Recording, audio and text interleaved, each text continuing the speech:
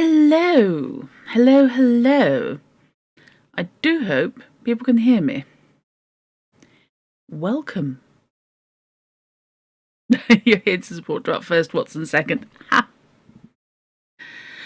Hey Fish, hey KB, hey Hiram, and thank you for telling me the sound is okay. OBS has been through an update, and yeah. I'm just leaving that there. Right.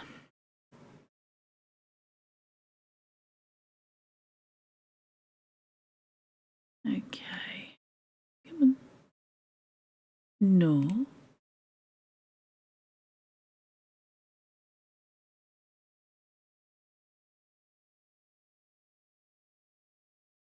C3 is being mean to you. Oh no.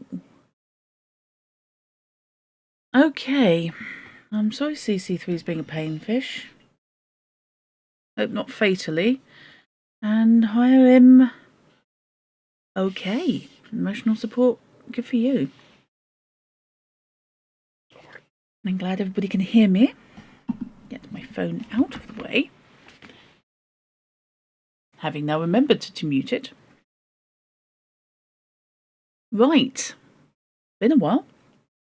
Not going to leap into explanations, but partially back, and very happy to be back with this.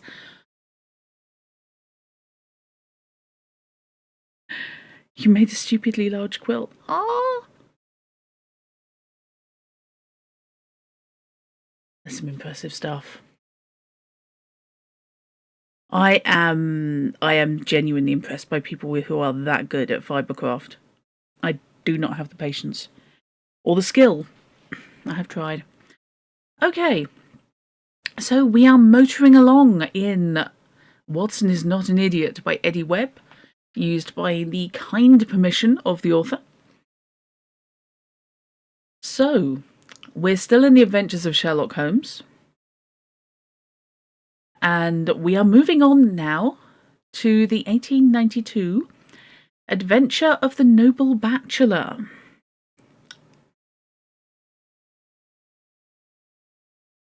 In this adventure, Holmes is involved with another member of the nobility, this time one from England. Surprisingly, Holmes is quite dismissive of the attention of the aristocracy. This looks like one of those unwelcome social summonses which call upon a man either to be bored or to lie. Oh God, haven't we all been to those parties? Hello, Chrono! Welcome! And welcome to anyone who is watching on YouTube. You are very welcome. I don't unfortunately have my chat live on there. But no, you are more than welcome. And your presence is appreciated. This is a Twitch thing. They don't like having your YouTube chat up.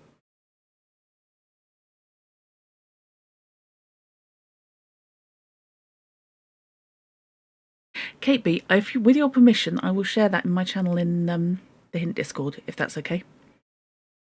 Because I'm really impressed with it, yeah. Genuinely.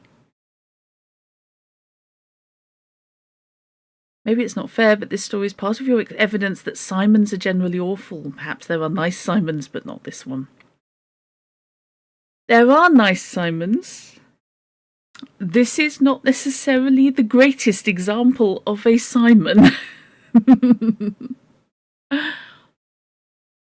Perhaps, though, it's somewhat understandable why Holmes might be bored with the aristocracy at this point. When researching Lord St. Simon, Holmes finds out that he was born in 1846 and that he is 41 years of age.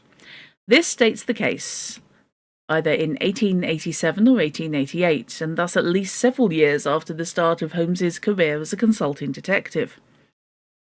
However, we also learn that it's a few weeks before Watson's marriage, so it's after the Sign of the Four and before a scandal in Bohemia. There's also a reference to another apocryphal case involving the son of the King of Scandinavia, as well as the little problem of the Grosvenor Square furniture van. It certainly seems that Holmes is flush with cases involving the nobility during this phase of his career, even if he hasn't yet received his most notorious one from the King of Bohemia, and a mere lord may be dull by comparison. Oh, well done, Hiram. Cool. While Holmes has refrained from lobbing sarcastic insults in previous cases, it's positively overflowing in this story. First, he takes a swipe at Lestrade when he's talking to Lord St. Simon. This is what Mr. Lestrade of Scotland Yard looks upon as so serious. It's thought that Flora decoyed my wife out and laid some terrible trap for her. Well, it's a possible supposition. You think so too? I did not say a probable one. And again at Lord St. Simon himself. Lord St. Simon shook his head. I'm afraid that it will take wiser heads than yours or mine, he remarked, and bowing in a stately old-fashioned manner, he departed. It is very good of Lord St. Simon to honour my head by putting it on a level with his own, said Sherlock Holmes, laughing. Later on, we get another look at Holmes's opinion of the British nobility as he mentions his like of Americans.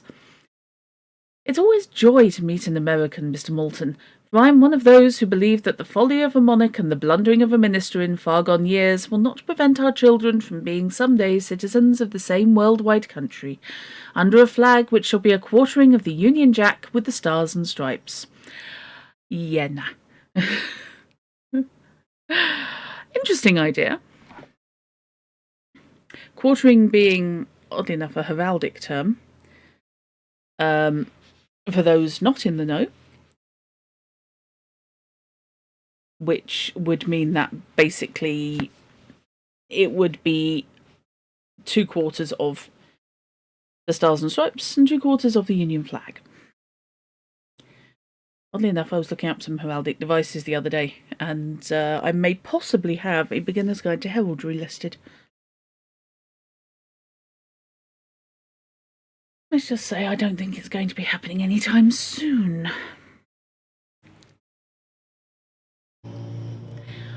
Watson's broader knowledge, specifically his knowledge of high society, is useful to Holmes, providing another balance to Holmes's own body of knowledge. As a note, it was actually quite common at the time for younger members of the aristocracy to marry American heiresses. This is why the event isn't remarked on throughout the story. Doyle's audience would have been unsurprised by the arrangement, even if it might seem a little odd to us now. It also appears that Doyle has become aware of the contradiction between Watson being injured in his shoulder and his leg, as the reference to his wound is simply in one of my limbs. The page returns. Plus, there are a couple of references to Lord Backwater, who will appear in a later story. You work for a science journal. Authors can submit images to the cover once their work's been accepted, but you have an email from someone who's only submitted their work. It's not accepted, but they still want to offer a cover image. Wait to see if your work's even up to our standards, buddy. Oh dear. That's definitely putting the cart before the horse, isn't it? So, just in case people haven't twigged, although I suspect most of you have, why minor younger members of the aristocracy might be marrying American heiresses. It's because the younger members of noble got the head of a horse that hasn't even been born yet.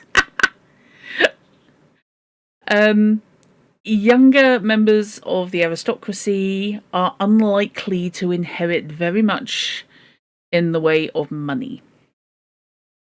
To be honest, they will get titles. Minor titles, possibly just honorifics. It's not quite the same as being noble, but they're unlikely to inherit estates, houses, or, as Chrono says, or they inherit a lot of debts. So they come at it with the family history, and the American heiresses come at it with the new money. And it's a satisfactory business arrangement.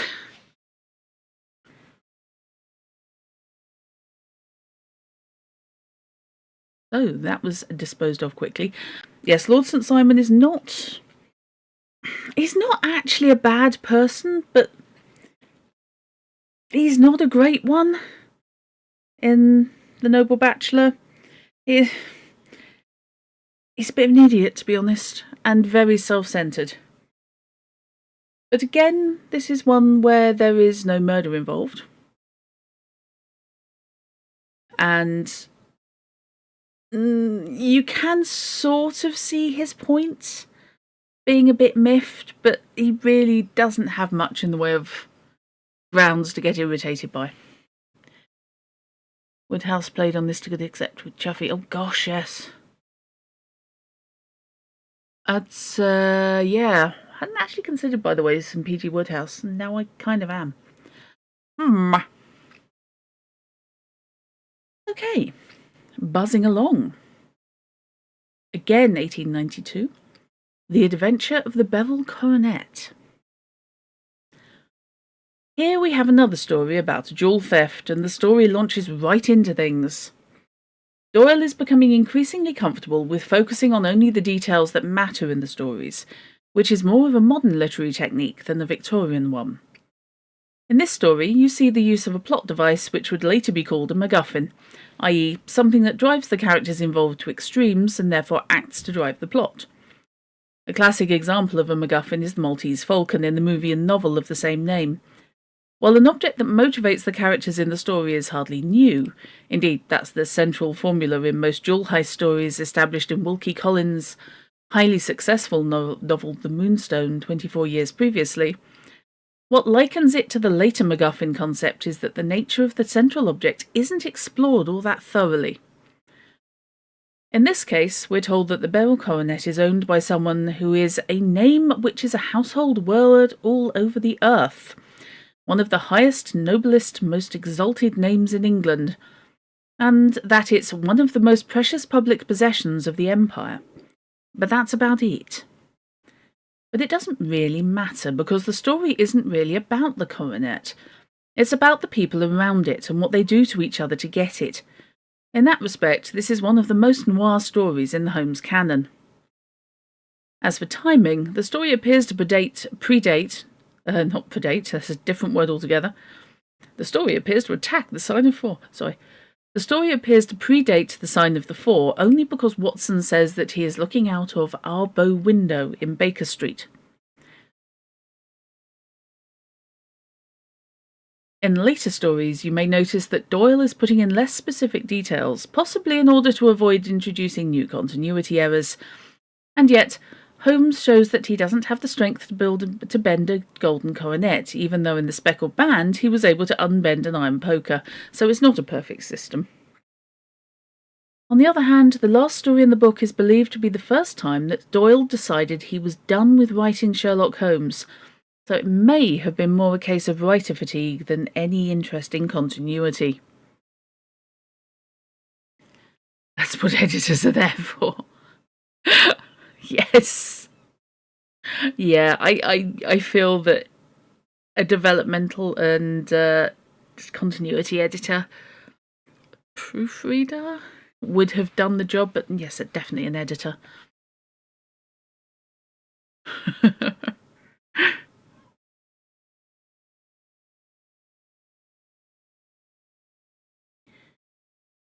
So, The Adventure of the Copper Beeches. That's literally what you do for fun on Obsidian. When I'm doing editing and proofreading for people, I have a bad habit of only intending to do a simple first edit pass. And then I end up going, oh, and this too. Oh, and you might want to look at this. And this contradicts that. And you've said this here, but here you've said that. And the next thing I know, there's, 50 comments instead of the half dozen I'd intended. Basically, I undervalue what I do. I tend to charge people for a simpler job than I end up doing, purely because I hate seeing problems unresolved. I'm picky like that. Lousy at it for myself. Fish, you may need to... Oh, God, fish, no, that's a pain in the neck.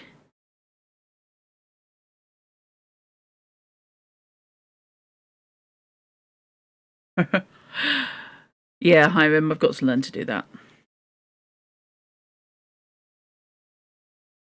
The Adventure of the Copper Beeches, 1892. Some of the most interesting stuff in the Copper Beeches happens before the case even begins. It opens with another exploration of Holmes and Watson's relationship as they argue about sensationalism and how it relates to Holmes's cases. Holmes congratulates Watson on focusing not on the sensational trials or popular cases, but rather the smaller ones in which deduction and logical synthesis are showcased, or more accurately, in which Holmes's powers are showcased. Watson can't help poking Holmes a bit, noting that he isn't completely absolved of being sensationalist, and reflects on Holmes's egotism and how it frustrates him. Holmes doubles down, defending his egotism by being more egotistical. If I claim full justice for my art, it's because it is an impersonal thing, a thing beyond myself. Crime is common, logic is rare. Therefore it is upon the logic rather than upon the crime that you should dwell. This is one you have bookmarked in your copy. You tend to mark out the ones with feisty ladies. I do like it. It's very, very good indeed. If only because it opens with Holmes basically. I'll be interested to see if Eddy Webb says this. It opens with Holmes being extremely dismissive of the client until he actually meets her. But just from the outline, just from her note, oh, good lordy dicks, he's not a happy camper that he's being approached by like this. He then goes on to chastise not only Watson, but the general public and the criminal class as a whole for their lack of ingenuity. This is one of the reasons why our fascination with the relationship between Holmes and Watson has endured over the years, because it feels very real. These two men are the best of friends, but they still have moments in which they get on each other's nerves and frustrate one another. They have fights and personal squabbles, and Doyle puts one right at the front of this story, correctly anticipating that the audience would find this an engaging part of the story, rather than a distraction from the mystery.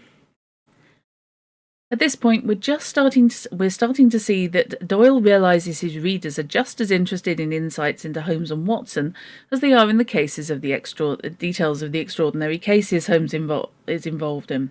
Sorry, I lost my ability to read there. My apologies. I need a drink. An interesting element in this opening scene is when Watson notices Holmes answering, as was his wont, my thoughts rather than my words. Something that Holmes disparaged as a trick back in A Study in Scarlet, when it was done by C. Auguste Dupin. Thus do we see Watson's frustration with Holmes's egotism validated. As for the timing of this case, it appears at first to be before Watson's marriage, but during the course of the story there are references to a scandal in Bohemia, a case of identity, the man with the twisted lip, the noble bachelor, and the blue carbuncle. However, there isn't a single reference to Watson's wife. What does this say about Watson's married life by this point? Another one of my favourite Holmes sayings is in this story. Data, data, data, he cried impatiently. I can't make bricks without clay.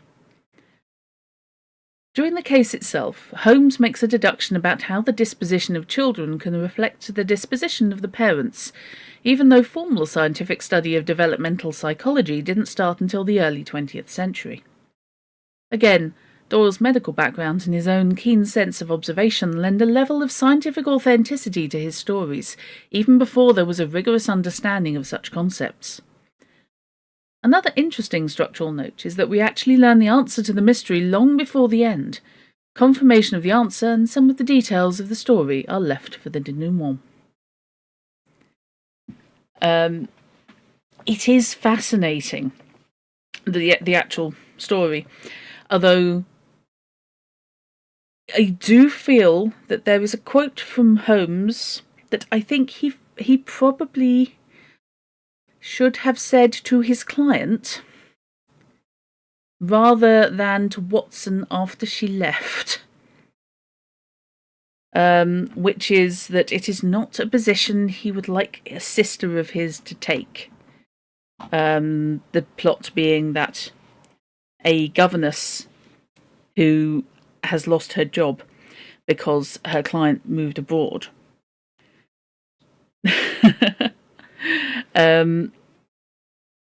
has been offered a very highly paying post, with certain odd stipulations. The one that gets her attention and causes her a little bit of difficulty at the start is she's asked to cut her waist-length chestnut hair.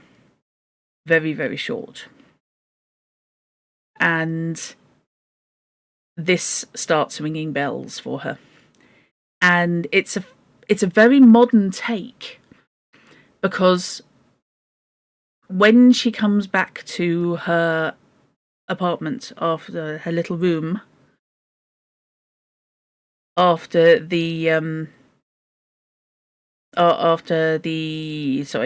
she's been offered this post and initially turns it down because she doesn't want to cut her hair, she looks around at the fact that there's nothing in the cupboard, there's bills on the table, and she's basically up against it. And she decides all but to take the job. But sensibly, because she doesn't have a mother to talk to. Her mother is, I believe, not resident with her, but she does visit. And she doesn't have a father in the picture. I assume he's deceased. She decides she needs somebody to talk to, so she goes to someone who is known for being logical and rational and solving problems. So she basically uses Holmes and Watson as a sounding board. And also, they're the ones who, in the modern day context, they'd be texting her half an hour into a date just to check that she's okay. You know, they're the ones who she lets know where she's going to be. It's red flags all the way down from a modern point of view, but you can see why someone who is essentially a short-term contract worker is with no safety net is going to look at it as an unnecessary evil. This is like a creepy startup. Huge bonuses, but you have to work 90 hours a week. Also, we might ask new hires to sell their kidneys. Anything for the team. Yes, exactly. It is. It's presented very much as that. In the Granada adaptation, if I recall correctly, it's Joss Ackland as the employer. And I have to admit that ups the creepy factor by about 60% to me.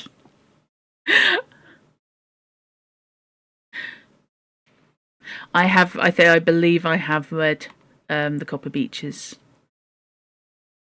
You have an issue with the way we say déjà vu? I mean, you're allowed to. Obviously, your French is your language. Now I'm slightly worried about this. Holmes texting the girl while watching with his binoculars. Yeah, very much keeping an eye on her. It's amazing he goes from being incredibly dismissive to, I've become an agency for being consulted by young ladies as to whether or not they should take a job, to, yes, we're going to look after this one and deal with it.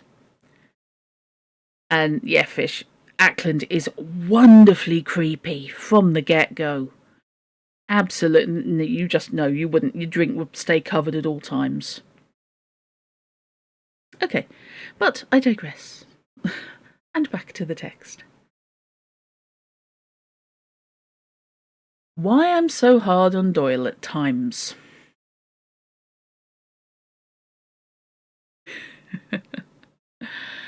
With the Copper Beeches, we come to the end of the adventures of Sherlock Holmes, and the first third of the canon. I've heard that this is the first time that Doyle grew tired of writing for Holmes, but since Memoirs was released only a couple of years later, I don't know if that's the case. Regardless, it's a good point to pause and reflect on the past essays. I've been pretty hard on Doyle thus far, particularly on his continuity. Part of the reason for this is because I'm an obsessive fanboy, and like all obsessive fanboys, I get frustrated by every mar and blemish, every missed detail, anything that might break me out of the conceit that this is all one universe. Some readers over the years have pointed out that people muddle and mix up details when they write down events well after the fact. Therefore, it is plausible that Watson would do so as well, and thus the inconsistencies aren't actually immersion-breaking. I tend to believe that people generally wouldn't forget things like where they've been wounded or when they were married, so I'm in the no, they are really errors camp.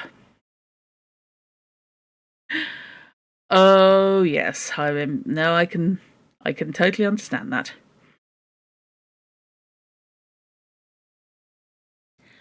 I've also criticised Doyle's early writing techniques. I think that's important because even during the course of adventures, you can see his writing style evolve and grow into a much more confident and masterful storyteller he's remembered as. Every writer evolves and changes, and turning a blind eye to the earlier missteps downplays the level of quality a writer attains in later life. Phew, yes, good lord. Immediately springing to mind is Jim Butcher. I enjoy Stormfront greatly, but yes, you can tell the first draft was done when he was a student. And his writing, as he got older, picked up markedly. Which helped because he was also aging the character along with him. So it kind of worked, but yeah. The first book or two, a little bit rough. By comparison to some of the truly stunning stuff he produced later. Whether it's his continuity or his style, though, I'm hard on Doyle because I love every aspect of his work. Oh, the newest one's brilliant. First novel always gets extra leeway for me, Fish. Even if it's a bit of a struggle. It's the classic, it's this finding their feet thing, as much as anything.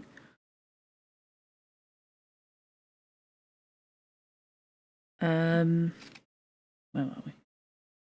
I enjoy picking apart the problems and examining them under a microscope just as much as I love watching two close friends bicker and reason their way to unravelling a mysterious case. I relish sitting down and critically analysing these stories as much as I enjoy reading them for pure enjoyment for the trillionth time.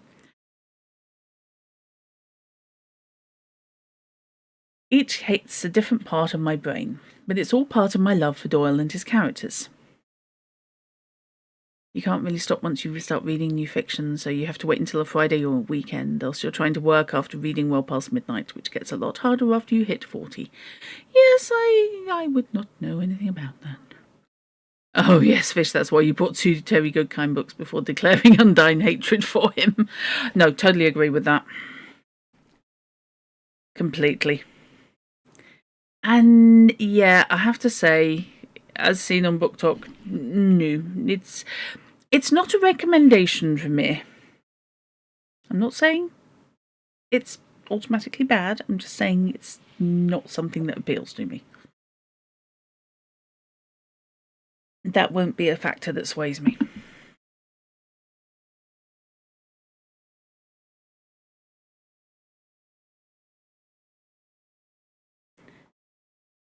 But yeah, right there with you on Goodkind. Ironic name. So don't interpret my harsh remarks as hatred. Even the flawed stories like A Study in Scarlet I've read more times than other books I thoroughly adore. I do it because I love every brilliant, wonderful, irritating, misplaced word of the canon. Thus, dead people are less likely to sue you when you say bad things about them.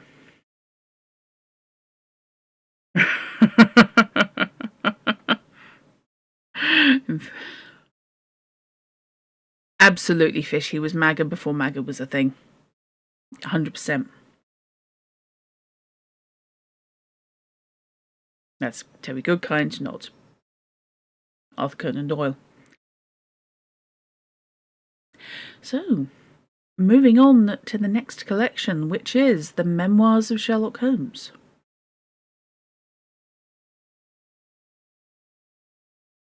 Oh, I love this story so much.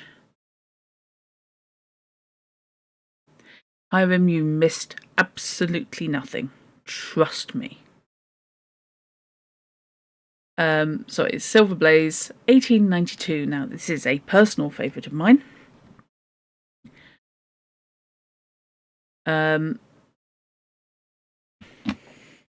No, Pillars of the Earth was Ken. I think. Oh, that's going to annoy me now. Excuse me, one moment. Follett, of course it is. Duh. Thank you for that. Yes, Ken Follett. Very, very, very different books. Yeah.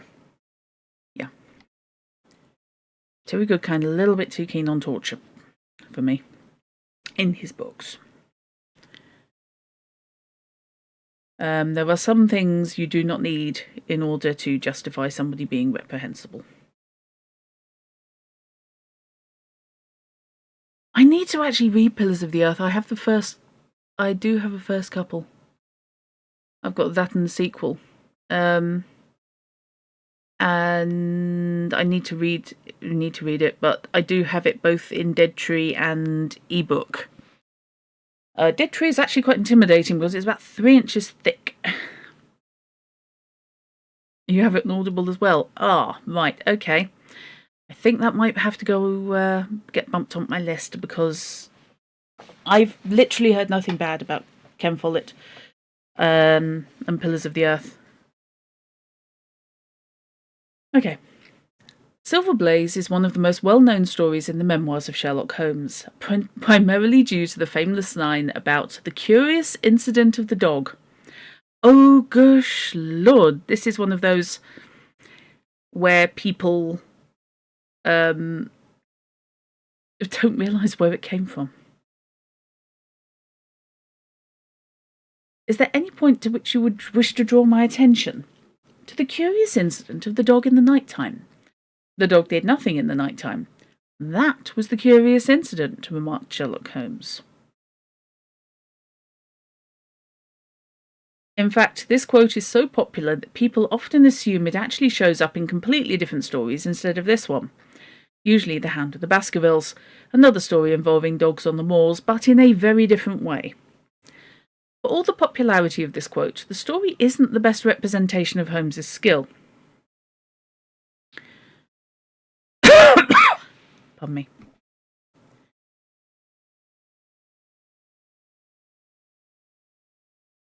To start, Holmes doesn't dramatically uncover new evidence so much as sift through a large amount of existing evidence to draw the correct conclusion. Further, Holmes is uncharacteristically lucky in this case. He makes a number of guesses, and even he admits to being surprised when he's proven correct. Many of these unusual quirks relate to the Silver Blaze being one of the few fair play mysteries in the canon. Fair play mysteries are when all the facts and characters are available to the reader as well as to the detective, something that's very common in mysteries today, but fairly infrequent in the stories of Doyle's time. It's harder to dramatically pull out the key piece of evidence when you also have to give the reader the same chance to discover it as well. This is one where actually one of the key pieces of evidence is to do with the horse going lame. A sheep going lame, rather, not horse going lame.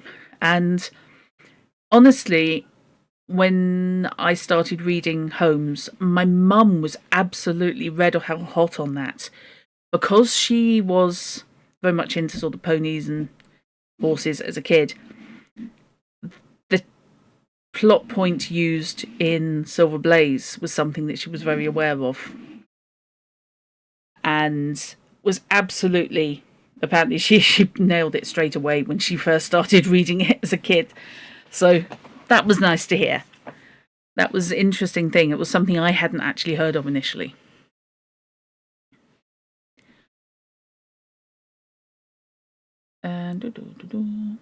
This is not the first time that horse racing has come up in the canon. Betting on horse races was a part of the Blue Carbuncle, and the allusion to Holmes's knowledge of horse betting in that story is reinforced when he places a bet himself in this one. Further, there is some question as to whether Holmes's bet was entirely ethical, as he bet on Silver Blaze when he clearly had inside information on the horse. It could be a case of Holmes being a bit naive about betting etiquette, but Blue Carbuncle seems to contradict that. Regardless, we learn that Holmes, and in later stories Watson, gambles, both with his money and with some of his deductions. Yeah, it is slightly. At least, not really, no, insider trading was not legal. I think to a certain extent, though, it's more that the race was run straight, even though the horse was basically wearing a wig and a fake moustache. Hi, Wim. It's very frequent that details are missing in whodunit shows, you think, but your main reference is Murder, She Wrote, where usually the key to the mystery is revealed 5 minutes before the end of the episode. What I liked about Murder, She Wrote, Murder, She Wrote, and it's something that it adopts from Agatha Christie's stories to a certain extent, is everything has to be logical. It can come out of nowhere. However, when the vital clue's been put in place, it has to make logical sense. And I think that's one of the things that it does show, especially when JMS was, I believe, story editor for it. Because he was very hot on everything has to have a logical progression. Even if we don't see it happen until the flashbacks at the end of the episode, it can't come out of a clear blue sky completely illogically. There's a quite good example in his book on screenwriting for that, where the writer put something in where a clue would be discovered, and he said, well, why did they do that? Why did they look in that specific parcel? Because the clue was there. No, that's why that's why you know to have them look in there. But why did the characters look in there? Because the clue's there. Exactly. There were horror stories about what the writers tried to get past him. Your favourite thing about Murder, She Wrote is that Lansbury has enough dignity for a whole nation in her, and it shows. I adore the fact that she gave older actors roles sufficient that they could keep their health insurance, and it's appalling that they needed to keep their health insurance like that.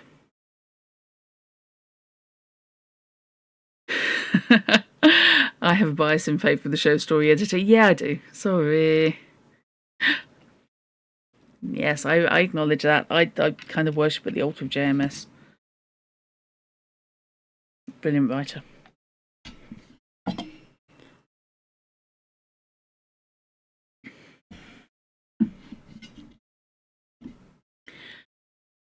Really must finish reading Becoming a Writer, Staying a Writer. Okay. Where are we?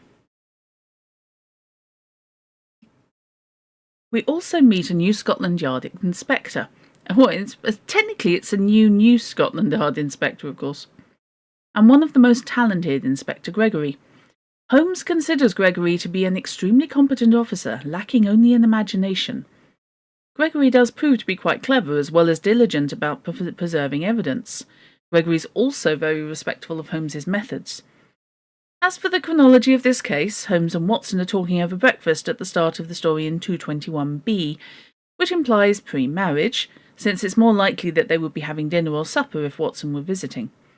However, there's a reference to Watson's published memoirs, and we learn that Holmes has come to earn the respect of at least one Scotland Yard detective, so it's probable that this is a late case in the pre-marriage period. I need to get Becoming Superman at some point, Fish, so yeah. One or t'other of us needs to pick it up. I've heard nothing but good about it, but also I gather it's a hard read.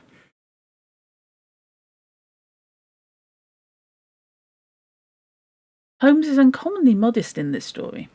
Not only does he admit to guessing, but he also admits to making a mistake in his deductions. Because I made a blunder, my dear Watson, which is, I am afraid, a more common occurrence than anyone would think who only knew me through your memoirs. Some more threads that we've been watching pop up in this story. This is another of the few appearances of the ear-flapped travelling cap, only the second in 4 books. There's a background reference to gypsies, similar to the one in The Speckled Band. There's another example of Holmes's sense of personal justice. I follow my own methods and tell as much or as little as I choose. Watson again makes some good observations. He strikes upon a key point in the evidence, the stable boy locking the door, and he notices the return tracks of the horse and man, saving them valuable time. One of the better stories in the canon, and well worth reading. Yeah, I absolutely love Silver Blaze. It's great.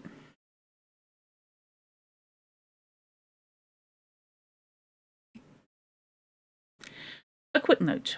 The problem with the cardboard box. Oh, this one's grim. In many of the British editions of the Memoirs of Sherlock Holmes, the next story is The Cardboard Box. But in American editions, that story shows up in one of the later collections due to it being censored from memoirs. For my reread when I was writing this book, I used ebooks that were based off of an American printing, so that's the story order I'm using. I'll be dealing with the cardboard box later on, but if you're using the British publication order, you should be able to jump ahead to that essay and then come back. Why did I use the American versions? Because I already owned printed copies of the British versions and I wanted to compare and contrast the two. So I used ebooks based on the American publications. It was easier to use them as the roadmap while working on these essays, so a bias for the American versions has persisted as I make my way through. Some Sherlockians have expressed a preference for one version or another, but for casual readers the differences are relatively minor, just finding a version of the canon and start reading. Right, I was half expecting the cardboard box, which is... ooh, that's a grim story. It's decent, but yee. Interesting that it was censored. Okay. Let me move her quick drink. That is indeed Kate B, the one with the ears.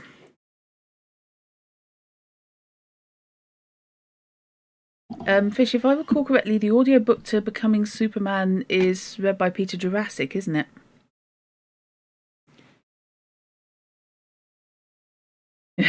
Yes, if it's the one with the ears, you're not surprised it was censored. Yeah. I think, yes, in the US, censored probably for gore, and in the UK, just published. Probably says more about us than anything else. The Adventure of the Yellow Face, 1893. The Yellow Face is an unusual story in the canon for 2 different reasons. The most notable one is that it details one of Holmes's failures, which, although Holmes has been no stranger to failure in the previous collection of short stories, is still a pretty rare occurrence. Although the truth of the situation does eventually come out, Holmes is quite wrong about the nature of the mysterious person in this story. Holmes is surprisingly modest about his failure at the very end of the story. "Watson," said he, "if it should ever strike you that I am getting a little overconfident in my powers, or giving less pains to a case than it deserves, kindly whisper Norbury in my ear, and I shall be infinitely obliged to you." By the way, Watson never does this in the canon, although a couple of pastiches have made use of it. The second and more surprising reason is that this story not only addresses interracial marriage in Victorian London, but does so sympathetically. Granted, it was not illegal in England to have a child of mixed race, unlike in other countries at the time. Let's go with some other countries. It was not illegal to have a mixed race child. Mixed race relationships, I don't think, have ever been illegal in England or indeed the UK, or in Britain. And I think this is where it's one of those things where we never actually had racial segregation in the UK. Not saying that we have always had good ethnic relationships, or relations rather. God knows we've had our problems and have them, but we've never had the systemic end of them, which is worth noting. It was certainly considered to be shameful. I'm not so sure. Unusual, but not sure about shameful. If only because there were so many kids and women and with the families in mostly around ports with mixed race kids and mixed race marriages that I'm not so sure. Socially, it might be, but I think that might be more of a social thing for the actual woman involved in this case. Certainly, I could see individual families, absolutely. Yeah, exactly. Pseudo-systemic, but not codified. Never was. And that is a huge difference.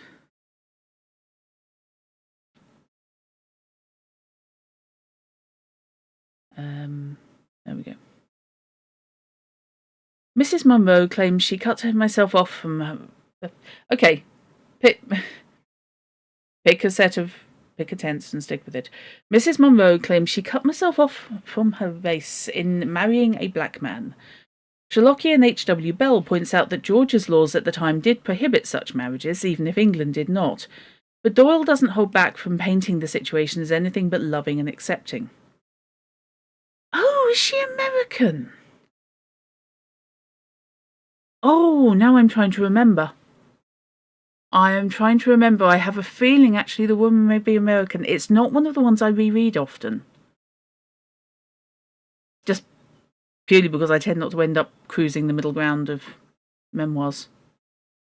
Not codified in the National Legal Record, albeit not protected until mid-20th century. Yeah. Exactly. See also sexism. Yeah. Exactly, yeah. People were, private institutions were able to discriminate in the TNCs. They could discriminate against race, nationality, ethnic, religion, and indeed sex, gender, and marriage status.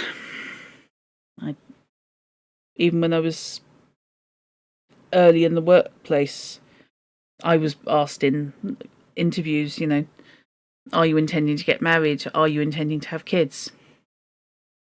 And when I said, basically none of your business, it was, well, we're not going to train somebody who is going to just have kids and leave, because that's what women do.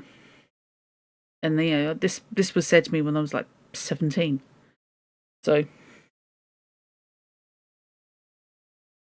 social discrimination can be just as strong as legally codified, but overall it is a very, very different beast.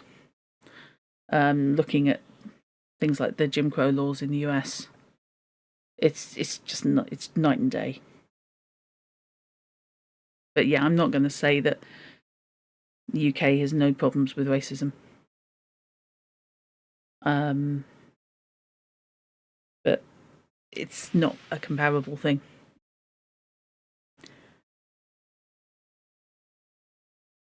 Hang on, I lost my thread. I apologise for this. Doyle does not hold back from painting the situation as anything but loving and accepting. In fact, this story is one of the more sentimental stories in the canon. This is tolerant for the 20th century, let alone the 19th. Employers can be sneaky about that. You were asked, are there any obstacles to you moving for the job? When I said no, it was clarified they meant if I'd have to re-enroll kids in schools and such, and that was in 2010. Ouch! Yikes on a bike. Sheesh. But, yeah, I mean, people getting sacked for getting pregnant at work, even if it's not explicitly stated that's why they were let go, has been an ongoing thing for a long old time. Yay for the Equalities Act. At least now they have to put some bloody effort in. It was your first professional job and you were not well versed enough to realise it was not a question you should have been asked and probably should have not answered. Yeah, this is the problem, when you're first going for an actual job rather than a Saturday gig or something. There are questions that really shouldn't be answered and certainly shouldn't be asked. I went through some entertaining ones when I was applying for a job as a shop assistant in an adult shop, shall we say, where I was asked some very leading questions about that effectively worked out to age discrimination. And that was slightly frustrating because that was like a 2-hour-long interview. In fairness, you think that was justified.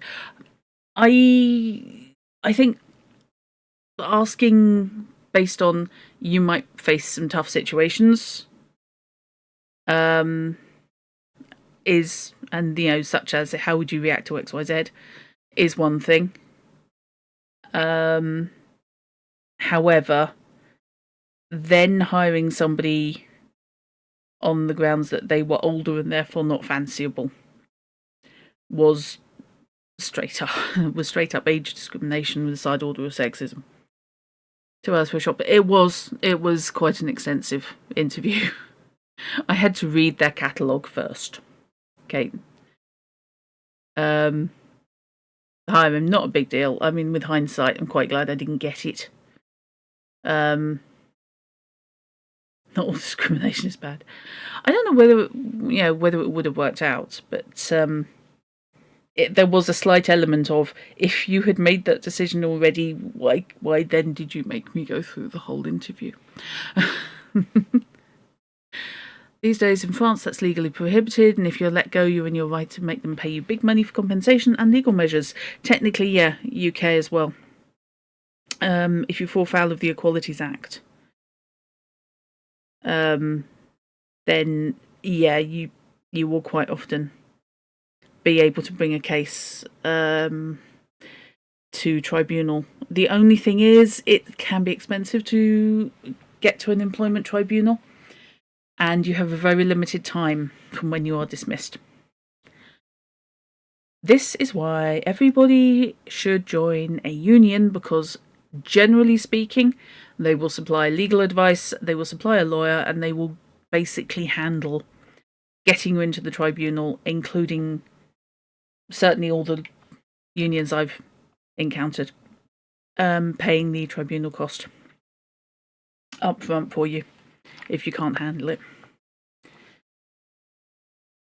And I was just generally thinking that everybody should be in a union anyway. They do a lot.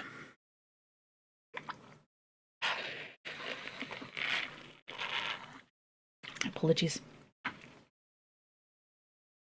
If Hyman wants to invent time travel, you can think of many uses. Yeah, I can absolutely think of several uses, Kate. Moving on, before I get myself into even more trouble. To change focus to Doyle himself for a bit, this liberal attitude isn't entirely surprising. He was known for political campaigning and taking on seemingly hopeless causes. At the turn of the 20th century, he wrote a couple of pieces about the UK's role in the Boer War and volunteered to work as a doctor during the conflict. He ran for office twice, but failed both times. He worked to reform the Congo Free State and wrote passionately about the horrors going on there. Okay, good lord. Yeah, that's going at some. He also personally investigated at least 2 criminal cases and managed to get both men, George Eddy and Oscar Slater, exonerated as a result.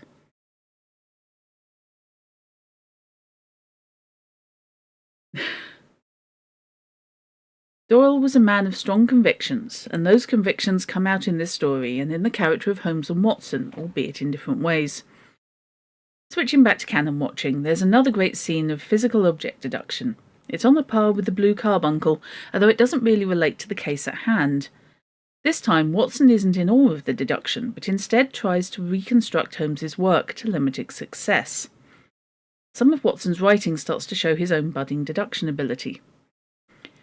From every gesture and expression, I could see that he was a reserved, self-contained man with a dash of pride in his nature, more likely to hide his wounds than to expose them. In fact, Watson's actually comfortable criticising Holmes's theory.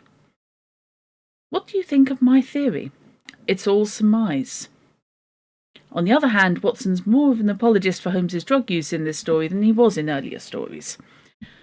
Save for the occasional use of cocaine, he had no vices, and he only turned to the drug as a protest against the monotony of existence when cases were scanty and the papers uninteresting. Something worth noting at this point is that there are a number of editorial changes between the British and American editions of the canon, beyond simply reordering the stories. This editorial license is most problematic in this story because the American version of the story never actually mentions the child having a yellow face, which seems to contradict the title. However, a look over the British edition shows that the sentence, "It was of a livid chalky white," originally read, "It was of a livid dead yellow." More bits of canon watching. There's another bit of backwards continuity, as there's a reference to the upcoming story, The Musgrave Ritual. This is another American-British edition edit. In the original British edition, it's a reference to the second stain. But either way, there are references to stories yet to be published. There's also another nod to Holmes's boxing skill. Few men were capable of greater muscular effort, and he was undoubtedly one of the finest boxers of his weight that I've ever seen. Doyle was quite the fan of boxing, and he even wrote a gothic mystery about the sport in 1896 called Rodney Stone. The page not only makes another appearance, but he speaks. Another example of Holmes's disregard for the law. Of course, legally, we are putting ourselves hopelessly in the wrong, but I think that it is worth it. The Yellow Face is a wonderful story, and probably one of my favourites. If I recall correctly, the Yellow Face concerned is a wax mask.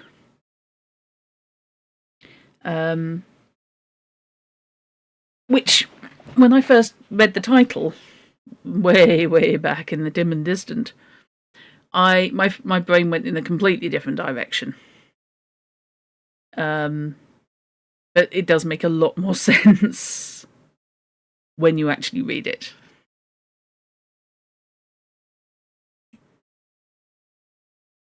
Oh, I love this one. I don't know why.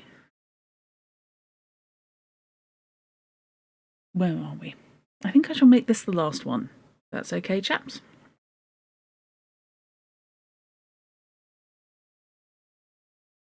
The Adventure of the Stockbroker's Clerk, 1893. We find another confidence game in this story, similar to the one in the Red-Headed League. Even the core ploy is similar. Similar. Mr. Hall Pycroft is given the false job in order to keep him out of the way for nefarious reasons.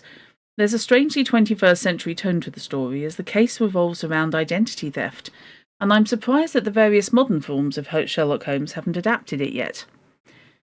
It's not a bad story, but the similarities to the Red-Headed League end up making this one of the more unremarkable mysteries, even though it gives us some interesting glimpses into Watson's life. As a side note, one of the criminals in this story is a cracksman or burglar. Doyle's brother-in-law, E.W. Horning, wrote a series of stories about a gentleman cracksman named A.J. Raffles. He was Doyle's brother-in-law! Bloody hell! Sorry, I own a collection of Raffles stories somewhere. Okay. My paradigm just shifted. Huh. No, Fish, I did not know that. I am well up for reading some Raffles. Abso-freaking-lutely.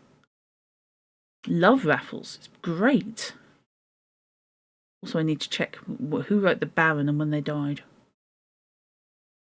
That's nonsense.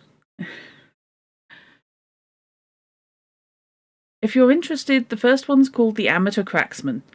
It's also in the public domain, so you should be able to find an ebook version for free or cheap. Bit of a disclaimer, of course. I think he might be referring here to being in the public domain for American purposes. I suspect it probably is by this point in the UK, but worth checking, basically. The timing of the story appears to be a few months after the sign of the four, since Watson has just settled into married life, and Holmes asks about Mrs. Watson's recovery from the events of that novel. We learn a bit more about Watson's life as a married man, as well as his medical practice, which he purchased from a retiring doctor. We learn that he reads the British Medical Journal, so he keeps up to date on medical practices. It seems that married life agreed with Watson at some point, because here he mentions that he had confidence in my youth and energy, when in A Study in Scarlet he confessed that he was extremely lazy. It's also telling that Holmes is calling on Watson at his home so soon after their marriage, which shows how much Holmes values his partner's presence on certain cases. It's not surprising that he values Watson, given that trying to untangle the chronology of previous stories has shown that they lived together for years before Watson got married, but Holmes has admitted that he has difficulty making friends, so it seems that he would rather try to keep the one he has managed to make, rather than going through the futile efforts of finding new friends. By the end of the story, Holmes doesn't really solve the case, he just happens to be in the right place at the right time. Even the key piece of information about the robbery is conveniently provided by the thief's brother. Granted, Holmes did manage to help the police to capture the partner for the robbery, but he didn't crack the case wide open by any stretch of the imagination. Given Holmes's lacklustre involvement in the case and the strong similarities to the plot of a previous case, this ends up being one of the weaker stories. It does, however, feature Watson saving someone's life. Is it lazy if you just feel awful? Watson was recovering from being shot and then getting dreadfully ill. I think also, the laziness to me always read slightly as depression. Basically, he was holed up in a awful residential hotel, and prior to A Study in Scarlet, or at the start of A Study in Scarlet, living on a pension in a place in a way that was more expensive than he could afford, but without actually being nice. So I think there I can entirely understand a degree of depression, and I think it takes him quite a long time to get out of it. And yeah, when living in rooms with Holmes, if he doesn't have to work because his pension will pay his half of the rent, to a certain extent he doesn't really have to exert himself, and I don't think there's much motivation to until Holmes gets him interested. So getting married, I would imagine that, recovered from his injuries and his illnesses and married to a intelligent and beautiful woman and setting up on his own properly instead of as part of the military or as just an attachment, an appendage to Holmes. I would imagine that's a hell of a motivation. So that's my take. The Stockbroker's Clerk I rather like. I think it takes less time to get where it's going than the Red-Headed League. So while it is kind of a retread of previous ground, to me I think it does it rather better. And Hall Pycroft is a wonderful character. The whole story could be done between the identity theft and the actual nature of the job. It could be done so well as remote working online. It would adapt very easily, I feel. Right. So, I think we will leave it there. And then next week, launch off with The Adventure of the Glorious Scot, 1893 story about the first case Holmes was ever involved in. So, I hope you've enjoyed that, and if you're watching on YouTube, I hope that it's interesting. And our digressions my digressions aren't too weird, opinionated, and inconsistent. Pardon me.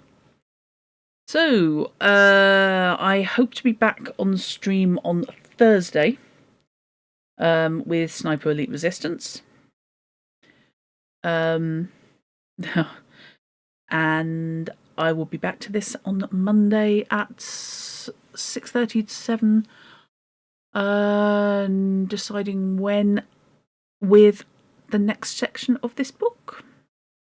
Thank you very much. So, I hope everyone has a good evening. And if you are of a mind to support the channel, a subscription on YouTube is always appreciated. Trying to get some numbers up there. And if you would like to actually support the channel, then I can be donated to on ko-fi.com/Druttercup. And all donations are not only gratefully received, but generally wept over in sheer, genuine gratitude. Because I'm just like that. So, thank you very much, and I will bid you a good night. Now you're making progress, you'll get some late map on Monday. Excellent fish. So,